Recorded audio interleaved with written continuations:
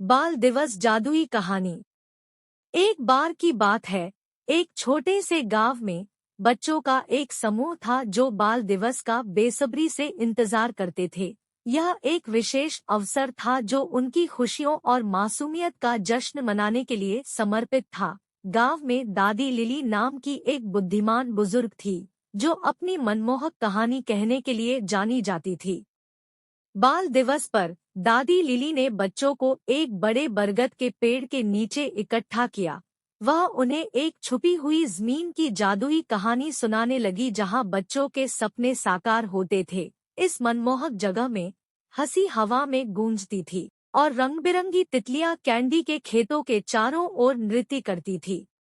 जैसे ही दादी लिली ने अपनी कहानी सुनाई, बच्चों की आंखें आश्चर्य से चमक उठीं। सपनों की भूमि में प्रत्येक बच्चे के पास एक अनोखी शक्ति थी। कुछ अपनी कल्पना से आकाश को रंग सकते थे, जबकि अन्य अपनी हंसी से फूल खिला सकते थे। यह कहानी रोमांच, चुनौतियों और दोस्ती से भरी हुई है, जिसने बच्चों को दयालुता और एकता के बारे में मूल्यवान सबक सिखाया है। दादी लिली ने एक दूसरे के मतभेदों को स्वीकार करने और बाधाओं को दूर करने के लिए मिलकर काम करने के महत्व पर जोर दिया।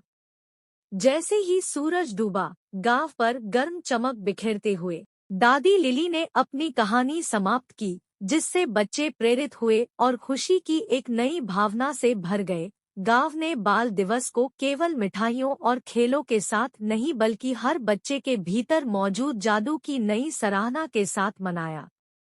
और इसलिए उस अनोखे गांव में बाल दिवस न केवल उत्सव का दिन बन गया, बल्कि बचपन में मिलने वाली मासूमियत और असीम क्षमता को संजोने का भी दिन बन गया। बच्चे अब दादी लिली की कहानी के जादू से लैस होकर दोस्ती और रोमांच की अपनी कहानियां बनाने लगे, जिससे हर बाल दिवस उनके दिलों में एक यादगार स्मृति बन गया।